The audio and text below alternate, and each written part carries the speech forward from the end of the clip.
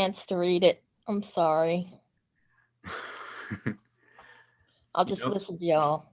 I think I made a mistake. I thought I was coming to the meeting to hear or see Snow Glass Apples, and obviously I should have done that first. Correct? You know what I always say? I always say a book discussion group is a lot more fun if you actually read the book first. Right. I didn't But realize that's just me. That's just No. my opinion. Other Makes people may have a different opinion. it makes perfect sense. I think I got you confused with some other groups that I'm watching movies with. So I wish you all the best, and I shall get out of your hair. It's up to you. You don't have to. You can stick around if you want to listen. That's fine by me. I wouldn't mind listening. You can stick around. Yeah, it's I have cool. I love to listen. That's just David's standard complaint that people haven't done their study. He gets a bit disappointed. Well, I don't blame him. If I was supposed to have read a book, then I should have read the book. I'll bet you'll find it entertaining. It's Okay. Time if you stick around. I'll just bet you will. Okay. Well, okay, Stephen. I know you did your homework. Here's somebody else. I read it. Yeah, it's. I was rather surprised. I've suddenly realised Neil Gaiman is a lot more important than I thought he was.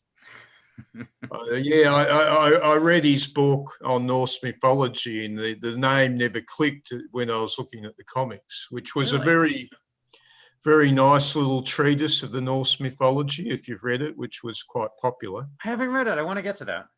Yeah. It's a very, very readable book. It's a very nice book to read. So it probably indicates his style of writing is quite the thing.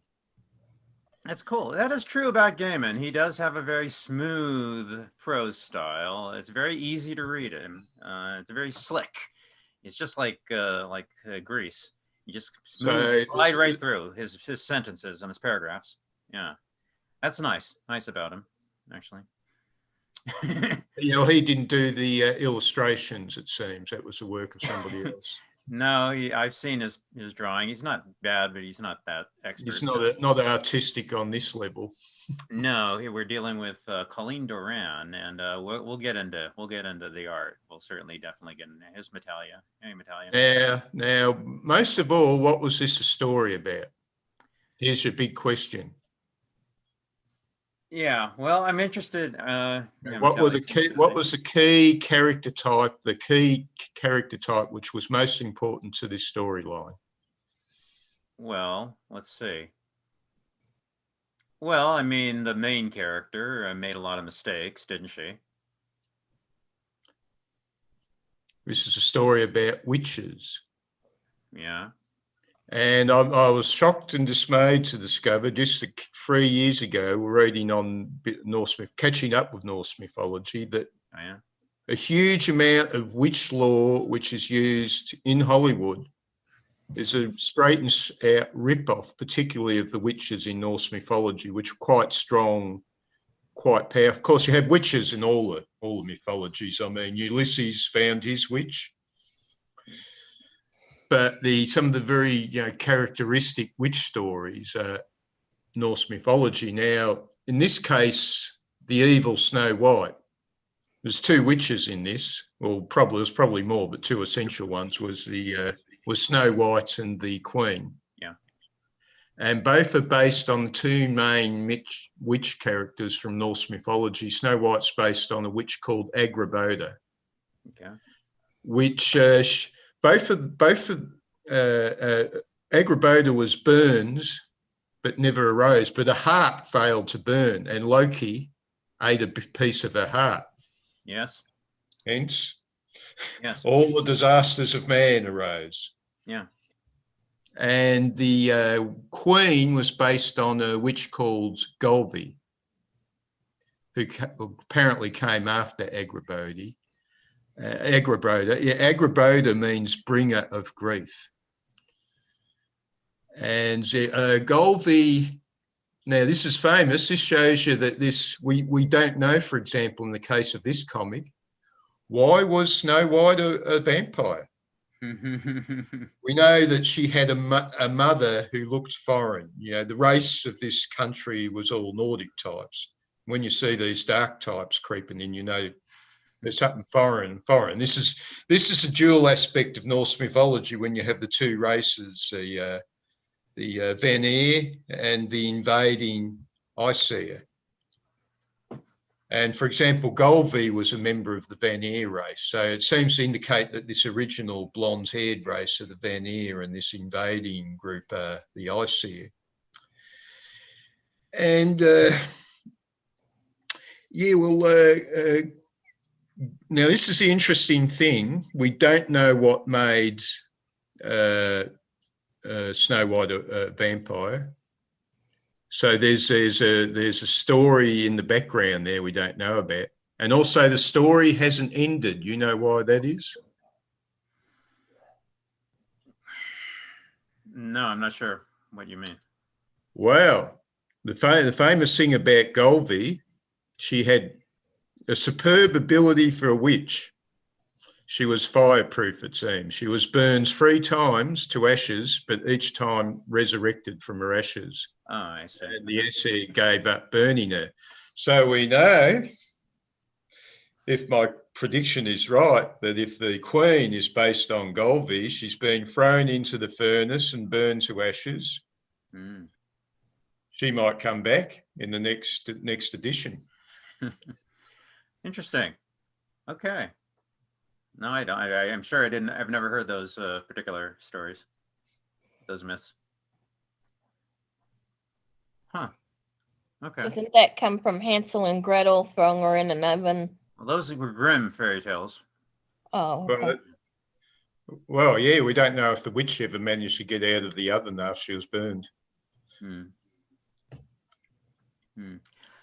That's interesting. I mean, I'm certain Gaiman must have been aware of these particular. I mean, he's done his homework. He must have been aware of these. Well, considering he wrote a book on Norse mythology, yeah, I doubt he could have missed it. Okay, so he's practiced mythological plagiarism. Yeah, so he must have had that in mind. Okay. I do want to hear what Natalia wants to say. Yeah, go ahead. Yeah, I really like the art style, everything. There's like a really strong sense of fluidity that flows drawing to the next, you know. I think especially in the erotic scenes, the hair of the queen is just, you know, it sort of represents the separation of the panels. There's a lot to talk about. Yeah. Well, yeah. I mean, I thank Stephen for the background here. I mean, of course, I read this when it came out in the prose story decades ago. But I do think this was certainly a remarkable reinterpretation of it. I don't know if I have anything I specifically would like to point out with regards to it, but let's just see what happens. So here we go, Snow Glass Apples. Well, the thing of it is, if, you know, Colleen Doran, of course. Yeah, I mean, the very first thing about this really has got to be Doran's artwork, and I know her. I've never been a terrifically big fan of hers, but I know her, you know, she's been around for decades, of course. But I'm willing to say this is a career high. This is a career high mark for her. I don't think she's ever done better. I think this is a career high mark. I'm happy to say that. I mean, this is just incredible. The thing about this is, no matter what, I think the artwork is just so incredible that it's overwhelming. It overwhelms any other thing about this. It's just so overpowering.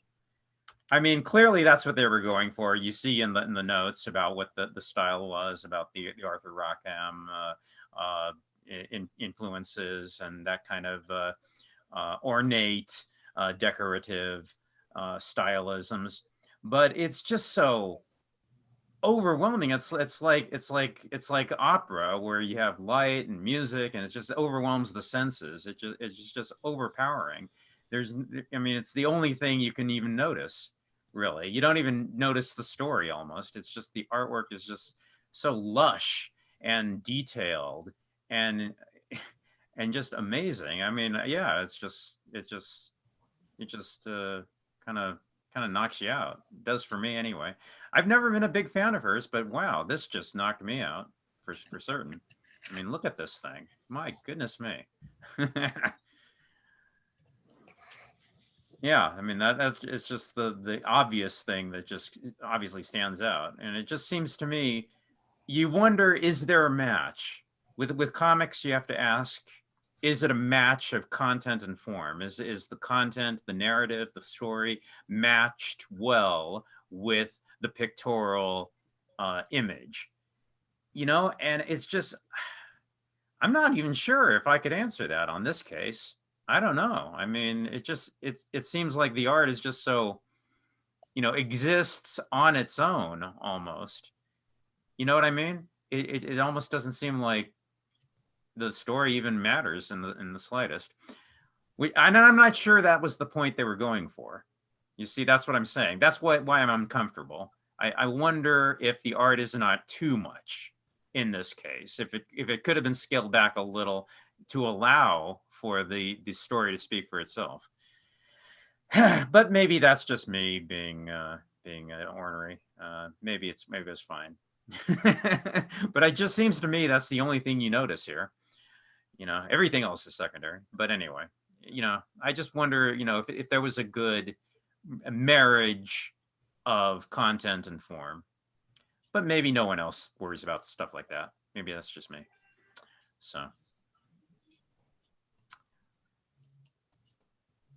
So yeah, this is I mean, the basic thing is, yeah, it's Gaiman being clever with the story of Snow White. What would happen if we took Snow White and told it from a different vantage point? What if Snow White was the bad guy all along? And okay, yeah, that's a funny, clever, like one of those Mad Magazine reinterpretation, or like a Saturday Night Live sketch. Like a reinterpretation and what was really going on with this. Okay, and if that's amusing to you or not, that's depends on your sensibilities. That depends on your taste or sense of humor. All right, and that's what it is. Or yeah, Snow White as a vampire. Yeah. Okay. I mean, yeah. I mean, all the stuff about Prince Charming. I mean, what was going on there? I mean, why would Prince Charming be attracted to a corpse? Okay, so you got your necrophilia, you got your incest and pedophilia, and what was really going on with the dwarves, and so on and so on and so on. Okay.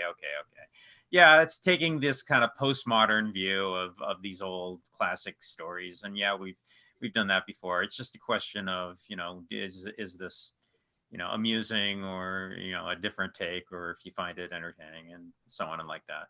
But I just can't get over the art. It's just the art. I mean, this is just gorgeous. I mean, really, it is. It's just gorgeous. I mean, and I think that's the star here. That's the star of the plate. That's the main entree here. At least from what I can tell, I mean, anything else it does matter. seem to be. Yeah. So, would there be masculine artists which could equal this sort of style, or is this purely the work of a woman? Barry Windsor Smith. Barry Windsor Smith could easily match this on his best days. Yeah, and Frank Frazetta could probably. Yeah, you get some. Rich Corbin, maybe. He was very tall with cold green eyes. Sounds a bit like Loki out of the Thor films. Yeah, the thing with Prince Charming, who must have been into necrophilia if he was going to go for a corpse lying in a what do you call it, a chamber, or glass. Yeah, well, that was a suggestion when he's on top of the Queen. He's telling her to, stay still and be like a corpse. Yeah. When she starts moving and enjoying herself, that ruins it for him. Right. He only gets. So what was going on with that guy? Yeah. Why would he be going for, a corpse? Yeah. So there's a story that there was an undertaker who made his wife, get colds and just sit there without moving. That was the only way he could enjoy her. Yeah. If you ever read the book Apocalypse Culture, there's a book called Apocalypse Culture, interesting book, and in there's an interview with an actual necrophiliac, and it was an interesting interview. It wasn't that long.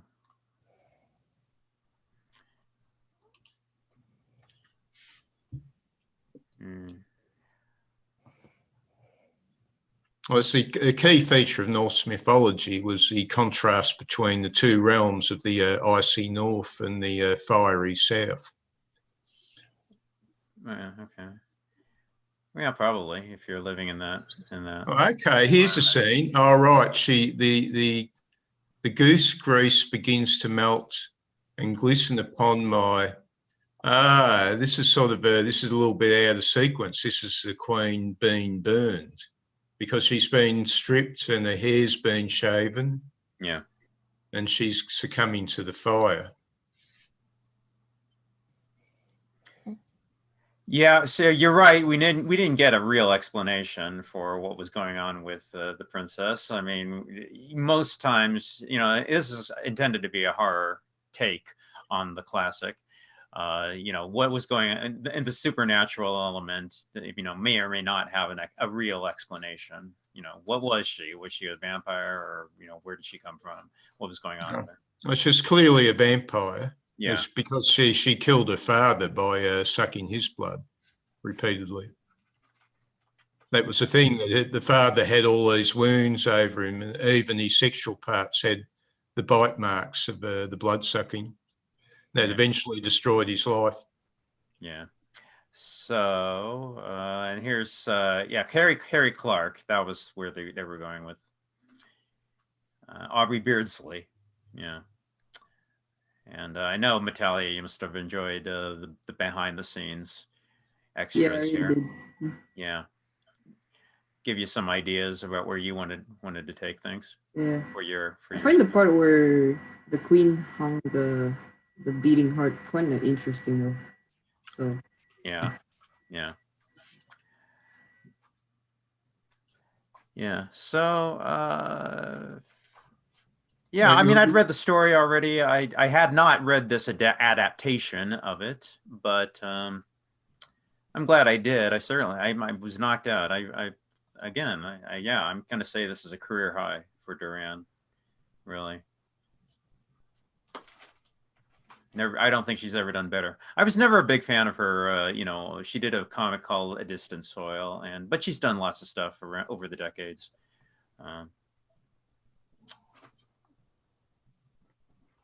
She's been around for a while. She's been around since the 80s. Yeah.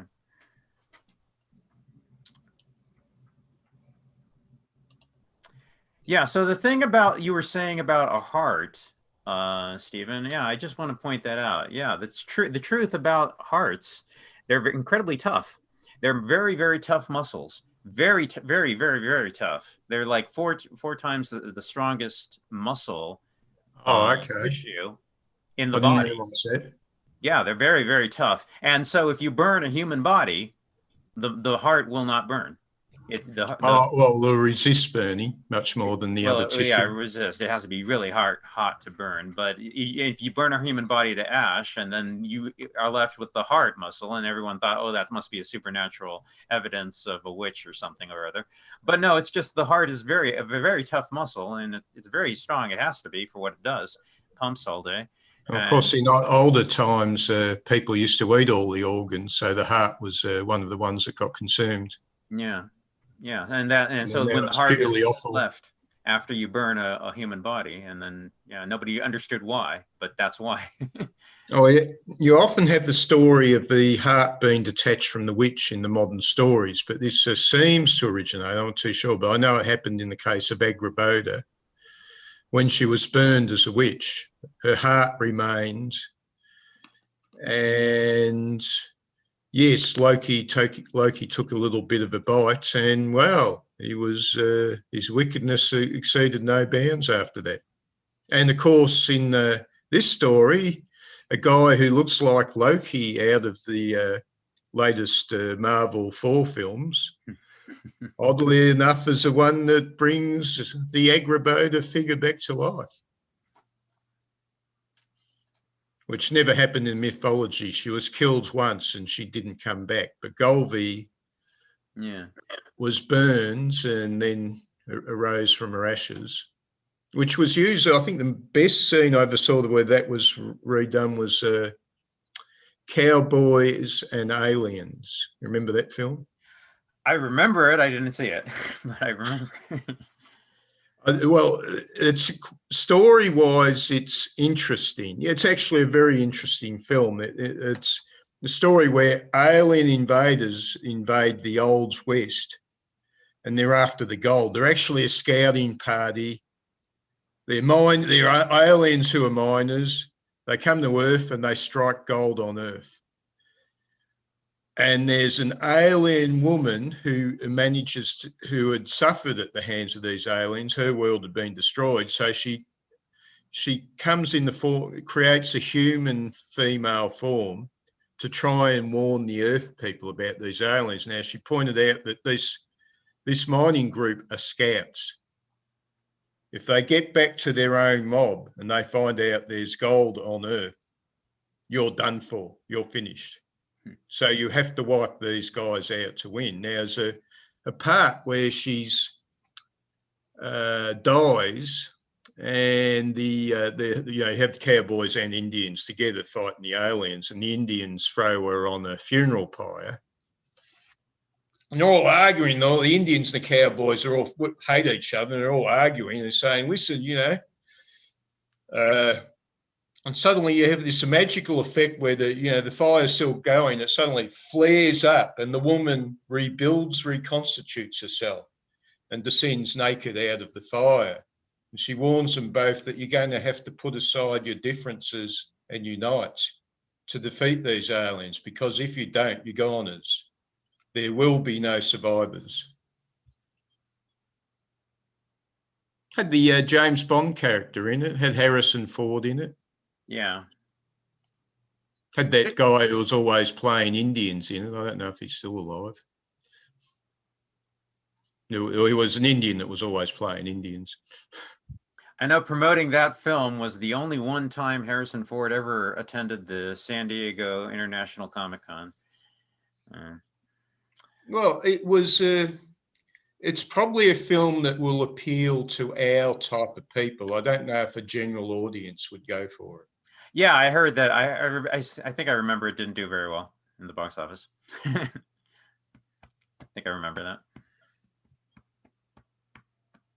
But yeah, I think it did do pretty well at Comic-Con. Got a lot of buzz, but it didn't do very well. Maybe I'll watch it one day. So nobody here has seen Cowboy and Aliens. Oh, Andrew has. All right. Yeah, I've seen it just the once. What'd you think? It was okay. I mean, I understand why it didn't do well. It doesn't have the mass appeal that modern action movies have. Oh, it committed the serious crime of being a thinking man's film. Yeah. Slap, slap, slap. Won't have any of that. Got to remember a new initiative from the White House. No thinking to be done in schools. Anybody caught thinking will be punished.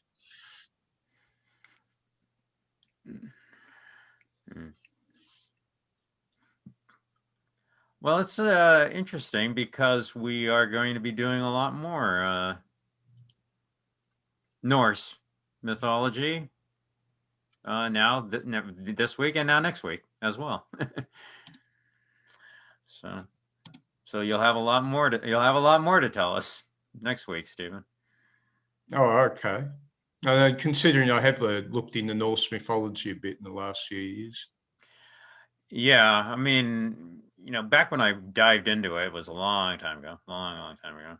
Yeah, I've forgotten a lot. Mm. Mm. Mm. Yeah, I mean,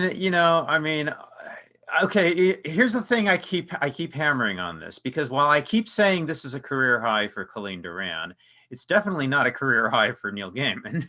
I mean, this is just, you see, that's the disconnect between the two, is what bothers me. That's, I think, the thing that's bothering me. This is a trifle for Gaiman. This is just a thing he rattled off quickly. It was a cute, clever, funny idea that I'm sure he had one afternoon and just tossed it off. But Duran, who probably spent 18 months on the artwork, and it shows, and it I think has to count as one of the highlights of her entire career. You see, something about that bothers me, because I don't know that this was worth that. I don't know that it was. But does anybody care? Does that matter to anybody? I don't know. I don't know if this is as important a piece to have lavished that effort from the artwork. I don't know. Maybe I'm just the only one who gets bugged by that. Maybe that's it. Would you argue that because it's not that great of a story, she should have just phoned it in and not given it her all? I don't know what I'm saying. I don't know. I mean, if she hadn't, we wouldn't be having this conversation. I don't know what I'm saying. I do think it's really fantastic, her art style. That a lot of times when you picture a scene, you just have what's going on right there immediately in front of you. But a lot of these pages, you have multiple things going on, but they're all contained within the same frame. Yeah. And so it really, they're all within the same context. Yeah. So that's why there's strong fluidity there. There really is a lot to study about this. I mean, she does the montages with no panel borders when that is necessary, but she'll do panel borders when that is necessary, and she knows when to take the time and when to take the opportunity. They're all like collages, except when it's important that they be panel to panel continuity, where you have a beat for the scene. Then it becomes more traditional panels. You're blocking out everything except for just the character. So there's a lot to study here. Yeah. And I think she composes every page as a page. The old Will Eisner thing, that every page is itself like a panel. And every panel is itself like a page. Where you start at the top and your eyes move downwards and so on, in sort of that zigzag left to right pattern. See what I'm talking about earlier for the blonde hair, how her hair just sort of the previous. Oh, that one, yeah. Yeah, just really. Yeah, look at that. Her eyes just gradually, flow downwards, making swirls at the bottom there. A pretty clever trick. Yeah. It's just beautiful. Just beautiful. Like ripples in a pond or something. Yeah, and the color. The coloring. I mean, it's not just Photoshop. I mean, that takes skill. That takes like some work with paint. I mean, she did like a lot of traditional. I mean, there's computer involved, but there's a lot of traditional work as well, like the textures, and there's a lot of masking to drool over here. Yeah. Yeah, and cleverness. The trees being the image of the cloak here, and there's a lot. There's a lot going on here. Yes, in some of the last episodes of that silly show Vikings, when the guy is fooling around with the queen. She's a witch, you see, and so they got all these great scenes of her practicing the witchcraft on the man who aspires to be her husband, and she's smiling at him as she's invoking dark forces against him. Vikings. Yeah. I stopped watching when Ragnar died. It didn't get any better. Oh, that's what I heard. Yeah, Ragnar died. I said, okay, that's enough. I'm done. Yeah. It's not to say it isn't aesthetically pleasing, the imagery they use. It's just bullocks. Story-wise, the first season was about the best. Yeah, probably.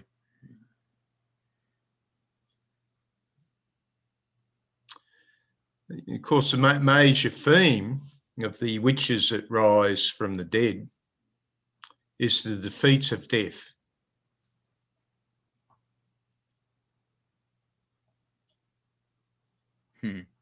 They always, well, I mean, it's even in there in Gilgamesh was the struggle against death. Well, I think that came across so clearly in that one episode where the guy who was supposed to be the sacrifice was a no-show. And so they had to pick another guy to be the sacrifice. And one guy who was not prepared to die that day said, okay, I'll do it. And just went ahead and did it. I mean, I think that shows that, you know, there are some things that are worth laying down your life for, even if it's not in battle, but if it's for the benefit of others, for the benefit of your community, for the benefit of your culture, your group, your tribe. And yeah, I mean, that's just something I can't imagine any American doing. Modern day 21st century American. No, nobody. Oh, we're talking about the show Vikings again. Yeah, I remember the sequence. Yeah. Well, I suppose if you're in a society where people thought you accrued great honour by being a sacrifice, I mean, you got a ticket direct to the gods. Yeah. You know, in your family will probably be esteemed that you went that way. So yeah, or of course they weren't the only culture that practiced human sacrifice. Or plenty around. The infamous Aztecs, who like to rip out your favourite organ and look at the beating heart. Now, back to Norse mythology, like Odin was essentially a coward, basically. He created Valhalla to house all the greatest warriors so that when the end of days came, he could... Let anybody know that. Okay. All right. There are alternate interpretations, though. Some interpretations of the Norse myths don't have Odin as the creator of Valhalla, but some do. Yeah, depends on which version you take. Oh yeah, well you only know the Snorri version. Snorri, yeah, where they get the giant to build Valhalla for them, and then they cheat him out of his price, which was Freya, the oh my God, most beautiful of all the goddesses. We're getting a sneak preview of next week. All right. Okay, cool. We're getting a sneak preview next week.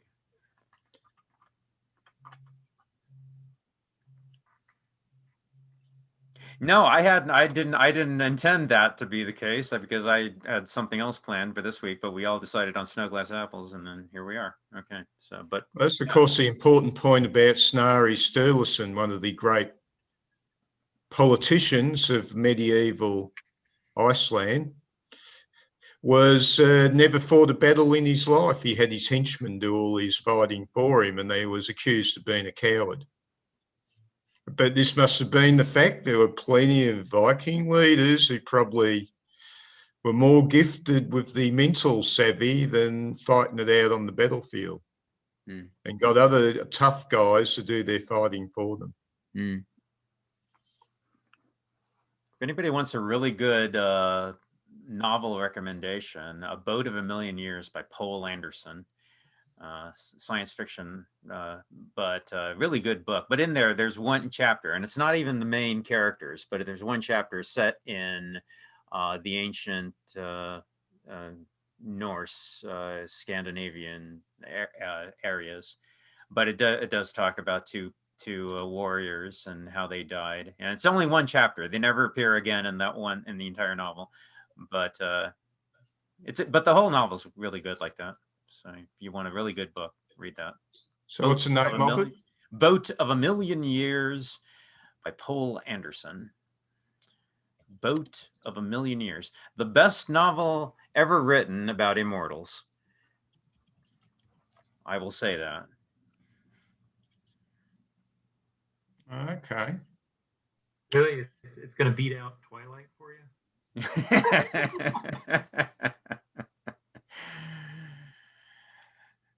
Best to lay that where it lies. No comment.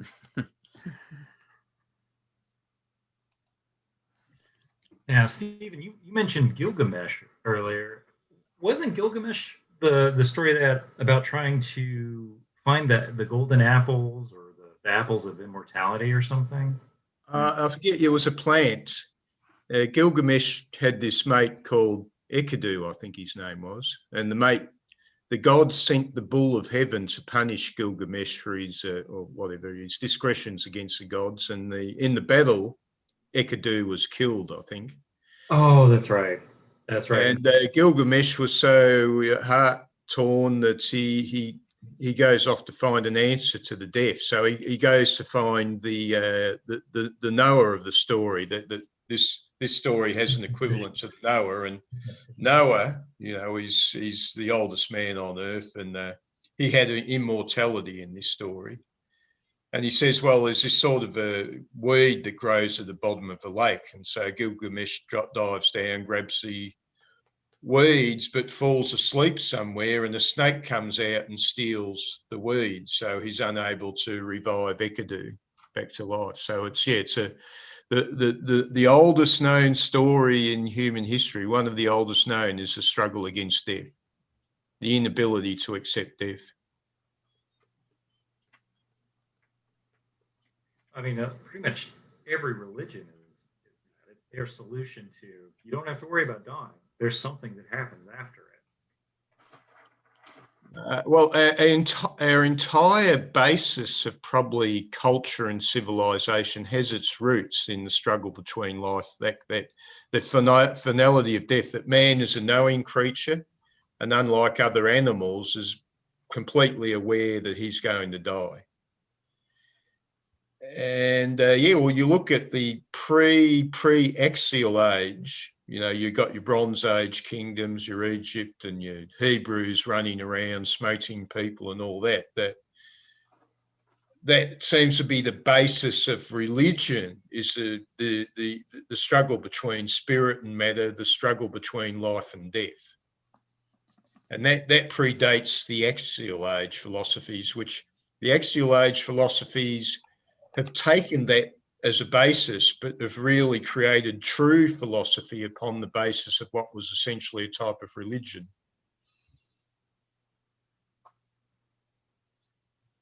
The axial age, so much not the contrast between matter and spirit. A new controversy arises in the axial age, and that's controversy between what is an idea and what is reality.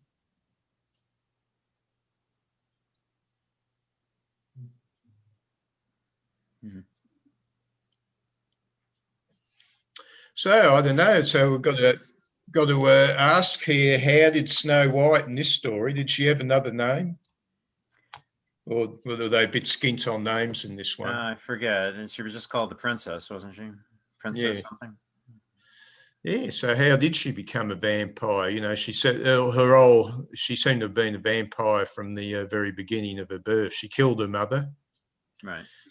But the mother was of some foreign, dark-haired race. So bit suspicious there. Did the mother have the evil in her, or that king really has to give up picking up strange women in dark forests, if you ask me. It's just... There are some, I guess, mythologies that say that Cain was a vampire, that causing the first murder made him be immortal and have to suffer through seeing everybody else die. And so maybe that was why Snow White became a vampire. She killed her mother, and that was the punishment of it.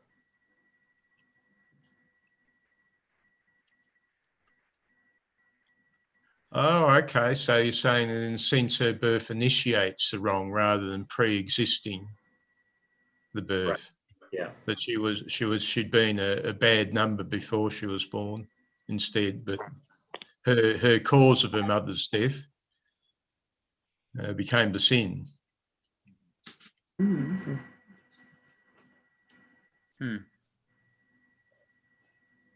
We don't know here. We have an open-ended story that's open in its pre-existence because we were without some explanations, and open in its ending because its ending obviously is the story of the queen, the formerly wicked queen, who will probably resurrect if there's another story. Yeah, taken alone on its own, it's a tragedy for the main character because, well, yeah, we don't know that she might resurrect at the end, but there might be a suggestion of that. If he follows Norse mythology, she's going to get thrown into the furnace again and again, 3 times, and then they'll give up. Okay. I think everybody remembers the movie where I think didn't she just fall off a cliff at the end? No, the Wicked Queen. Yeah, it's been a long time since I did Snow White. What happened to the Wicked Queen in the various versions? I remember. Yeah, she falls off a cliff. I think was that the end of the movie. Yeah. I don't know. There was a Snow White and the Three Stooges. I think it was Curly who cursed upon the magic dagger, which had very few wishes in it. The Queen, I wish she'd go to Hades, and the witch was flying across the sky and went straight down. That's one for you, Matalia. Snow White and the Three Stooges. Always loved it when I was a kid. All right, cool. I don't think I've actually really watched that one, but it's back in the time when you ever heard of a film called 1 Million Years BC? I started. No, not yet. That was me Okay. back then. That was back when men were men. Women liked it that way, and the beasties were all big and scaly. You know, that was back in the 1960s. All right, I'll take note of that. Search it up. Which is interesting. The guy who starred in 1 Million Years BC, you know, Great Britain's hunk of a man, John Richardson was his name. He's died. He was in the movie version of She with Ursula Andress as Leo Vinci. And he just died. He just died at the beginning of the year of COVID complications. Oh, really? Oh, that's She is an absolutely wonderful film. I think the 1965 version of it. That's Alan Quartermain, right? Yeah, that's it. Yeah, that's. Actually, I'm not too sure who was in the original story. So the original story was done as a series of magazine pieces in the 1880s. Yeah. H. Rider Haggard. Yeah, She was the name. Yeah. All right, so that had. All right, so Haggard was the writer of the Quartermain stories, yeah. Quartermain stories as well, right? As we remember from when we did the glorious days, you know, when the white man strode Africa like an apocalyptic beast.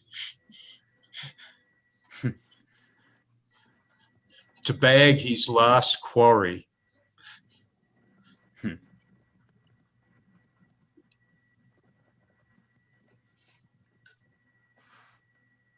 Yeah.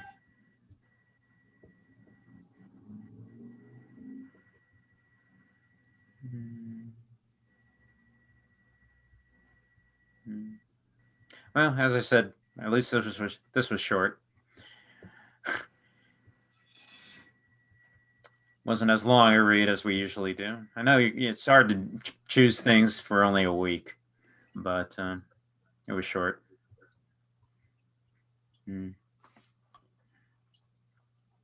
I'm sure there's probably more symbology in that, but I'd have to spend a lot of time meditating upon what else he might have put into it.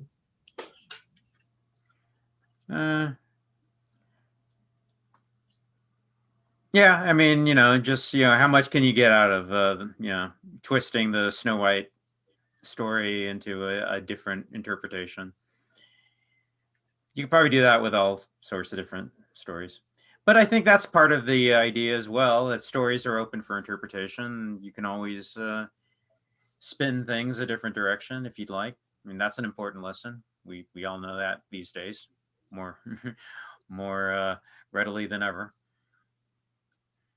Just remembering, actually, Angrboda does get resurrected in a way, and it's actually quite pronounced in the Neil Gaiman Norse mythology, where Odin resurrects her to gain prophecies of the future.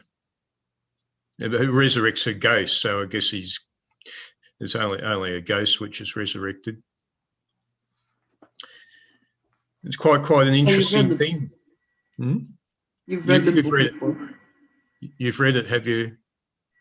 No, I haven't read it. No. Got it?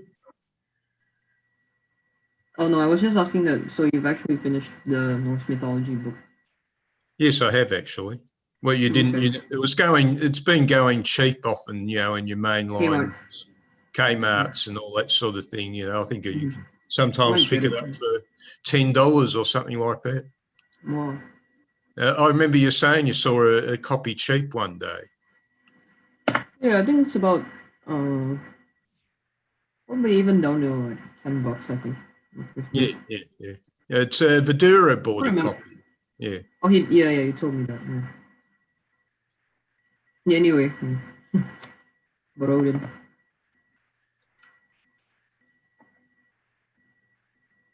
Imagine if you wanted to do like all the others, like Cinderella or just do a bunch of Pinocchio, do a bunch of these where you do the same thing for a bunch.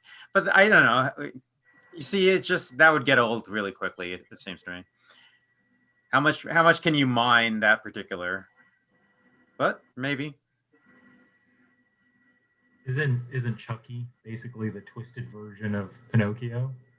And he's in what? Chucky? Wouldn't that be like the twisted version of Pinocchio? A doll that comes to life. Well, yeah, that's the thing. They probably already exist. Those kinds of stories out there. Sooner or later, somebody's going to do everything. So. Well, and even like think about like the Disney versions of them. They're a take on the original. Right. Stories or Hans Christian Andersen or whoever came up with the original. Right. Yeah, that's always been pointed out that Disney was always one to take extreme liberties, even to this day, because Frozen has very, very, very little to do with the original. Well, what was it? The White Queen? Snow Queen. Yeah, that was Actually, could we?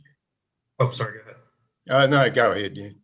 Just that I was just going to say that the bad guy for the story was ultimately supposed to be Queen Elsa or whoever the blonde-haired queen. But that wasn't sitting well with their like target audience or the little group of people that you run things by. So they switched it to whoever that prince was, like last minute, and had to rewrite the story around it. Yeah. Yeah. No, this was Ice, was it? The Pixar, the Disney movie. No, it wasn't Pixar. It was Disney. Oh yeah, the prince turned out to be a stinker in that, didn't he? But it was rewritten that way. I'm quite surprised. Right there at the last second, and you know, I think knowing it that they didn't plan on him being a bad guy really shows when you go back and watch it, knowing that. If you really dive into it, you can pick apart that story very easily. I mean, he's the dumbest possible villain. I mean, when you have Anna at your mercy, and he just locks her in the room. No, at that point, he should have just killed her. I mean, there was no reason that he had to leave her alive at that point, except, of course, then the movie would be over. He would have won, but he locks her in the room so she can escape. Which, I mean, how dumb would a villain have to be? You just kill her at that point. Then you win. It's just one of these commentaries you've seen on YouTube around the film about, you know, it's inexcusable mistakes or something like that. Yeah, there's lots of those. Yeah, some of those are fun, actually. Some of those are fun. Some of them are pretty sharp, pretty insightful, actually. Well, they turned Hansel and Gretel into vampire hunters in one movie. Yeah, I didn't see that one either. Yeah, that was just called Gretel, right? I don't remember. I just know they were vampire hunters. Yeah. Nobody here saw WandaVision at all? No? I'm not current on it. I did the first episode only. It just ended. So. Oh, really? Okay. Mm. Okay, was that Hansel and Gretel Witch Hunters? Oh, I do remember. Oh, maybe that's it. Maybe yeah, that's I remember that one. Yeah. It was quite a film, quite the film, I thought. But yeah, that's a bit modernistic. But that's the case with all Hollywood movies these days. They're all modern. Yeah. That was the thing about. But I always have that complaint about all of them. All of them. That Russell Crowe thing, Gladiator, which everybody loved, but I just said, what? I hated it at first. Everybody else loved it, and then I started to like it after a number of years. Well, even Star Wars is almost a direct ripoff of The Hidden Fortress.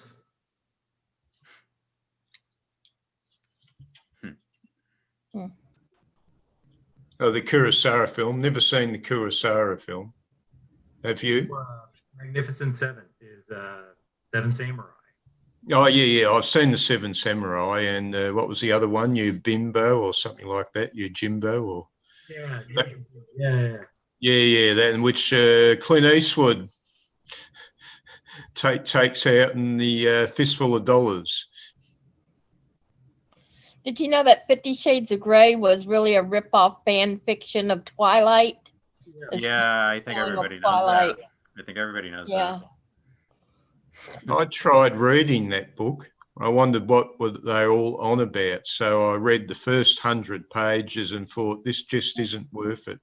I've done that many times. I couldn't get through the book either. Done that many times. One huge advantage, you can usually find it for 50 cents somewhere here and there if you want to read it. I did watch the movie. I didn't think the movie was fantastically great, but it was sort of okay. Well, the sex scenes were worth watching anyways. Music was good too. They had a great soundtrack. Yeah. That cover of the Beyonce song, oh man, it's still one of my favorites. Yeah. Yep. But the whole idea that a woman needs a man to protect her, that's the idea, is that we're in Twilight, and that's really pretty much what 50 Shades is too. Though Twilight did a little flip on the end, right when Kristen Stewart's character turns into a vampire, she ends up having the special power to protect people or other vampires or something. So, for the first 3 books of that series, it's very much that she needs the protection of a man, and then it flips it on its head. Yeah. Well, yeah, Matali, if you want to increase the potential sales for your comic, you've got your two main female characters. Now, all you have to do is get one to tie the other up and whip her, and you double your sales straight away. No, that's no. I'm not into that kind of thing. Sorry. Well, if it's something like 50 Shades of Grey, I would still tolerate it. Do it anonymously. Well, the thing is, the trick is really in the end, the masterwork would be taking the theme of bondage and working it into your cartoon in a way which is tasteful. Yeah, but that's the great work. Instead of just being cheap and tacky, you have to make it into a moment of great artwork. The ability to overcome the tacky force in the universe with the fine aesthetic. It's just something that you want to do anyway.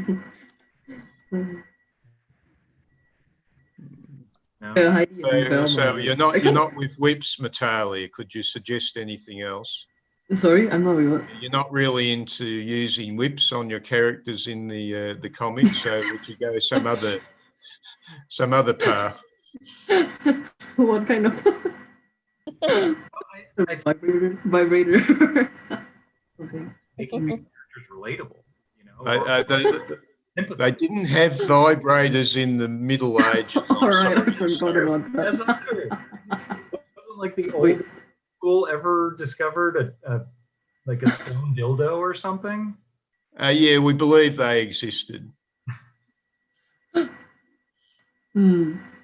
what were more traditional ways of pleasing yourself in the Middle Ages? Do you just yeah, other than what well, I mean, it was a rather, I'll guarantee you, much more than in the modern age, probably much more. It was probably, homosexuality was probably common due to the stratified nature of society. A woman's private parts was a society commodity. You know, you were a virgin daughter that could be sold into marriage.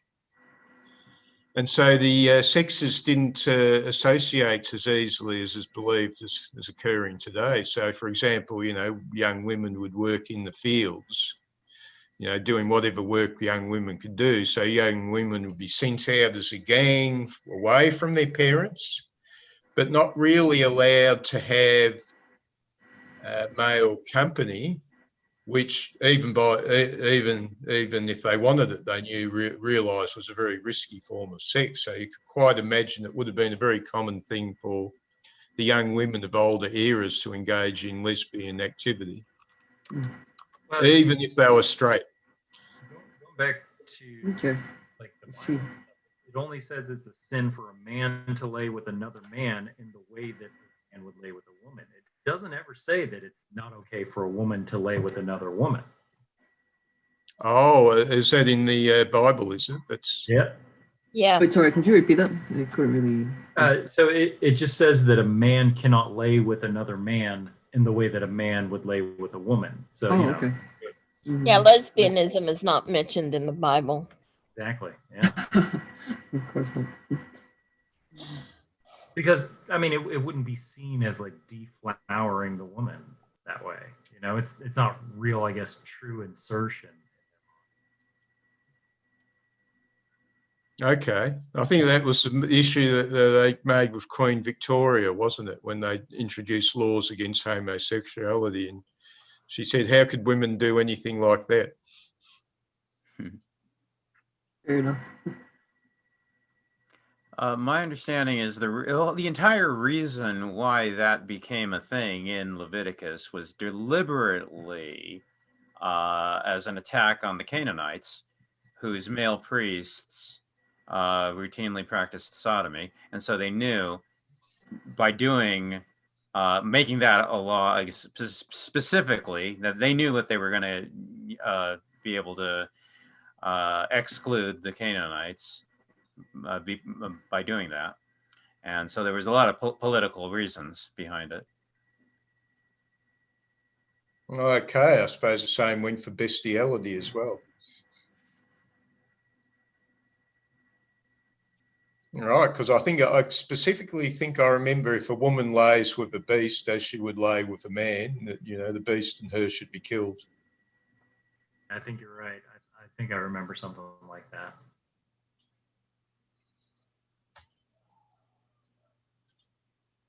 Now let's go. Why don't we go and have a look at the pre-artwork again? I can do that.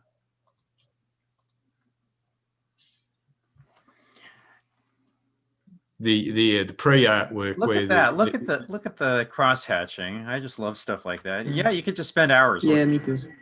Can I point out that heart right there with you know, the garlic and the holly berries? That's very much a Norse pagan idea of bringing the plants into the house so that you can absorb their energy, as well as, you know, vampires are allergic to garlic. Yeah.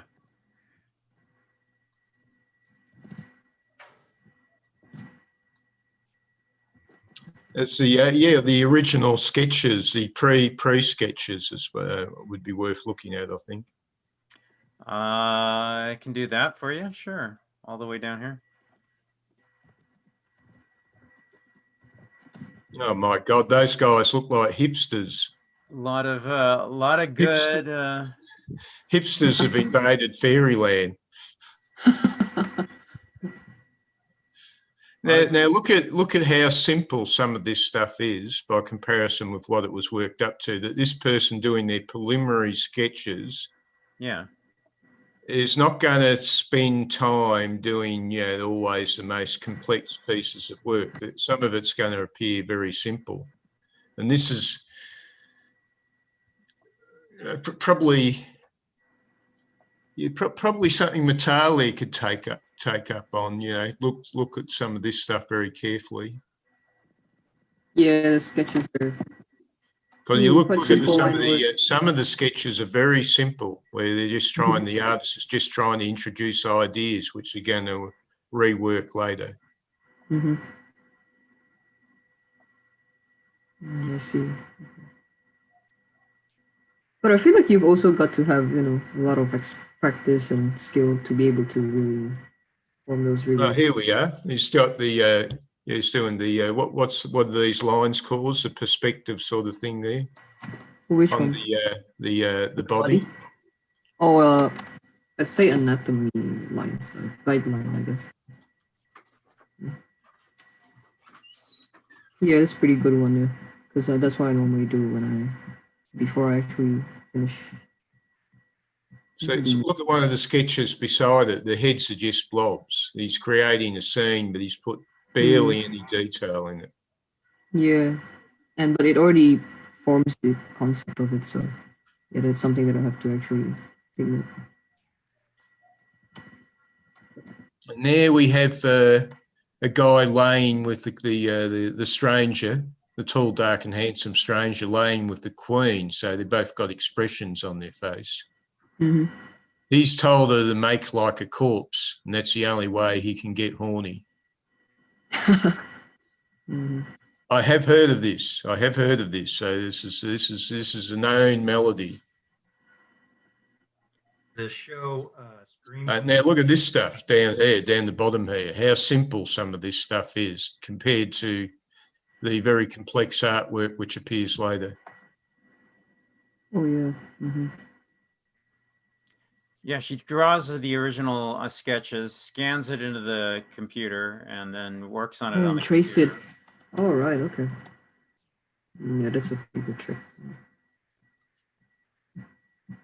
Should have done that for my comic, but... yeah, well, this is somehow you haven't weaved this, this work creation into the way you're doing things. You sort of approach it at a too narrow medium, rather than just taking the plunge and doing it very, very simple. So you just essentially, this is it. You want a good comic. It's very dependent on how good its story is. No matter how good the artwork is, it's just a poster without a good story. Yeah, that's right. It disappears static. Yeah. In this case, he's ripped off a good story and not been so original. Well, that's how how very simple some of the stuff is. Yeah, the problem with my comic that I noticed is, yeah, like you said, the artworks at the start, they didn't really appear, they didn't make a bolder statement as it is in the pages, because I've sketched it a little bit too messy. Okay, here, Natalia. So she scans the thumbnails. These are 2 inches high. She blows them up to the page size, 9 by 13.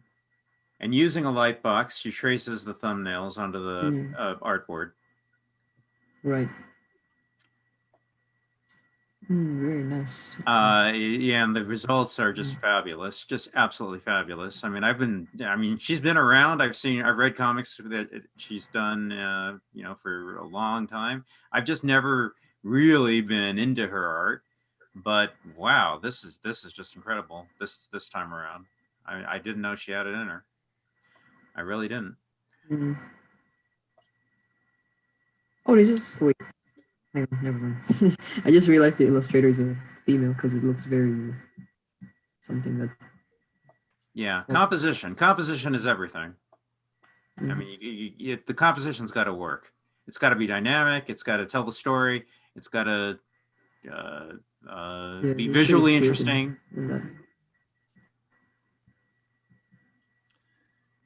Yeah, and of course, one of the classic witch types was the White Witch of Narnia. So Snow White in this one is very much a bit like the White Witch of Narnia, isn't she?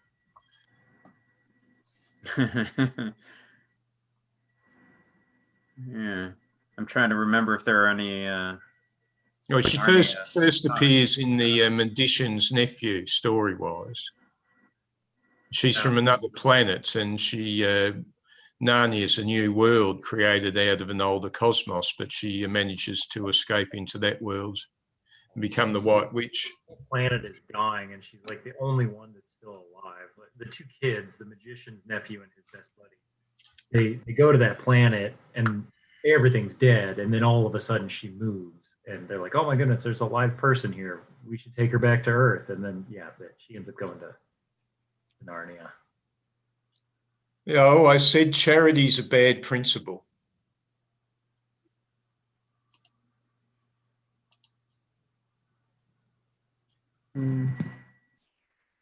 That's, of course, the case with the Norse gods with the wolf Fenrir.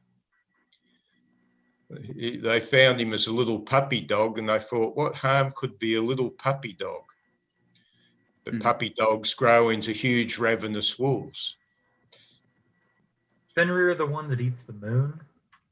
One of his children do. I think he spawns 2 children, one that eats the sun and one that eats the moon. Okay. You ever seen the Gosworth Cross? It was a cross that dates from the early 10th century. Trying to remember. Comes near the Lake Country or something like that. And this is an actual pillar, and it's got all the scenes out of Ragnarok on it, but it's got Christ at the top of it. Oh, I'm just amazed. The Gosworth Cross, absolutely brilliant thing to explore. And this actually was quite striking. This is what the point that there was a time when they thought that all the Norse mythology was just stuff that was created by people like Snorri in the Middle Ages, and they refused to believe that the Norse mythology actually had a great antiquity. But you have the story of Ragnarok on this cross, on this column, clearly dating from the early or mid-10th century, and they realised then that the Ada actually did have a greater antiquity. It's probably the Gosworth Cross is probably the single greatest piece of Norse architecture that's in existence, and it's just a completely magnificent piece of work that wasn't even noticed until late in the 19th century. It's just amazing. It's just been standing there since the early 10th century, and there are others. There was another one which showed stuff out of Loki's mythology, but that one was broken.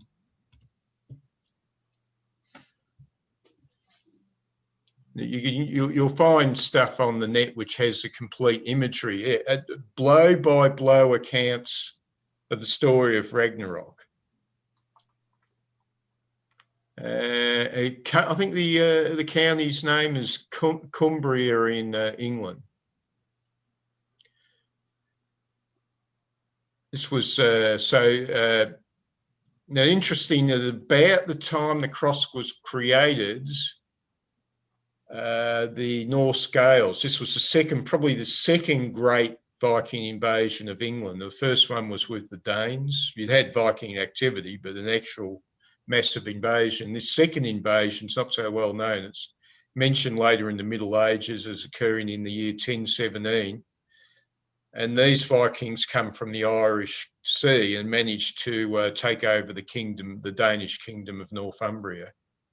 So it's assumed there was a lot of activity, and this cross reflects somebody who had probably officially converted to Christianity, but still harboured his ancient pagan beliefs.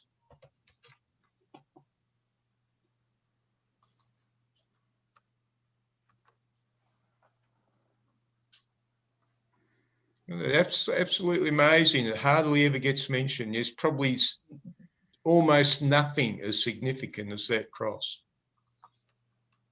Didn't a lot of the pagans do that, though? I mean, basically the priests put paganism into Christianity, pagan holidays and certain rituals that they could keep pagan, and so pagans became Christian, but didn't a lot of them hang on to their paganism as well? I think so. Definitely, you're right in that the Christians try to convert pagan. It's Yule time is Christmas. Several. Well, the classic. This is a classic historically. Is the Christians would have you believe that when Christianity appears anywhere, the smart people immediately all convert. And it's only a minority of idiots that stick to the old ways. And this is stories with Constantine. The image they always created is Constantine adopts Christianity and the other shit is out.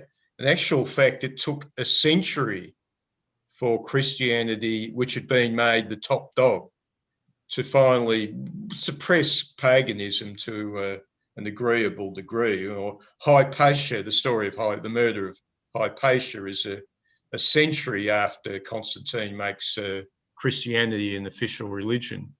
Well, wasn't even Constantine, didn't he convert on his deathbed? Well, the argument is there has been that argument made, but the feeling is his feelings about Christianity were probably honest because he refused to initiate the pagan ceremonies which the emperor was supposed to. They think he only converted on his deathbed because he was going to have to sin and murder and exploit power, and therefore he could be forgiven all of his sins just before he died. He didn't have to sin anymore, so he went to heaven. That's how that works. Of course, well, it was really Theodosius in the 380 AD who re-established the Nicene Creed. Because in between, you'd even had an emperor which had officially reconverted the empire to paganism, Julian the Apostate. So it wasn't this bang, hallelujah, brother, we're all converted. No, it took time. Everywhere it went. Christianity took time to change things over. So it's a real question that it always seemed to be guys at the top. It was a top-down thing, that the guy at the top saw Christianity, big advantage for me, the head honcho, one God, one emperor. Yep.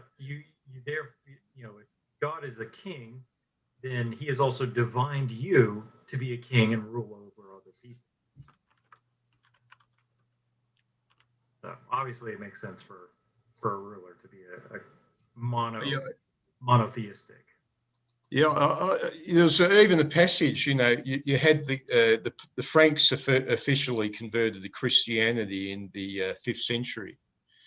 And you actually look at the line between paganism and Christianity around the Rhineland. So you go into Germany, they're still pagan in most places, like the Saxons and Frisians. 3 centuries, that line didn't budge.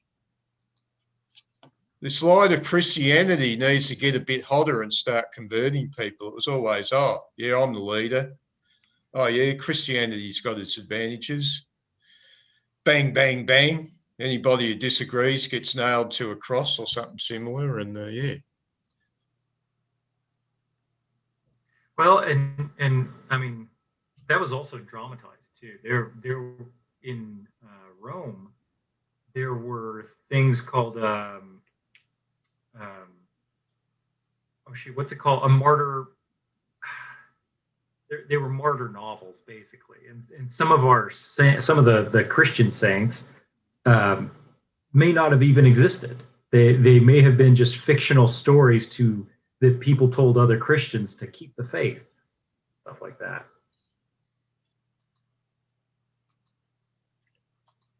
All right, you think the martyrdom stories were made up? Not all of them. I'm sure some of them are true, but I do think that some of them were made as like inspirational stories of like, look at this person who stuck to their faith until they died, and you know what? They got to go to heaven because of it.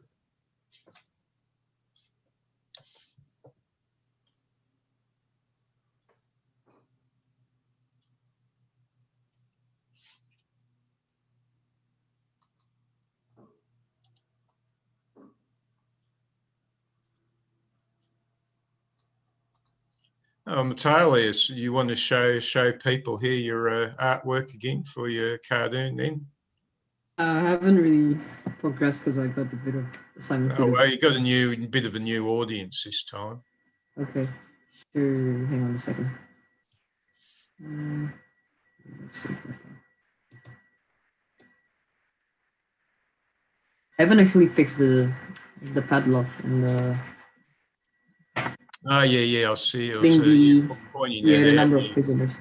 Mm-hmm. You've got a 19th century bars for a prison. The Romans used grates. Yeah, so many things there. You imagine, you still always see these old Western movies where a corner of some cabin has been turned into the prison, and they've got those beautiful ironwork bars, which came to these Western towns as a kit, build your own strong room or build your own prison. And of course, the lock is always one that the prisoner can reach, and if the prisoner gets the key, well, yeah, they can get themselves out. But in the older Roman prisons, the bolt that went across the door wouldn't have been reachable from inside the room. You had to open the door from the outside.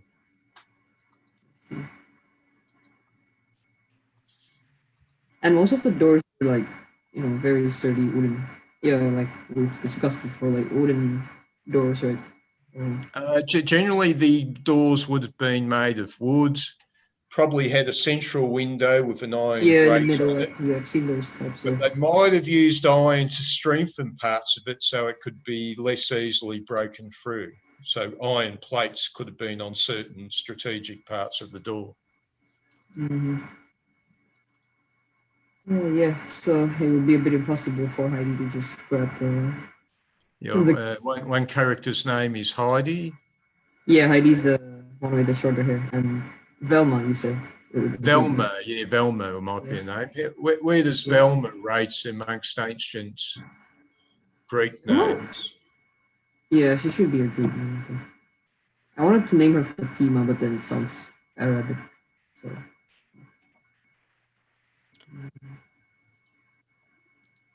Andrew, I posted that for a lot more comic stuff that I do that aren't on the one that you're on. But if you wanted to join that one, there's a lot more comics groups that you can join in on.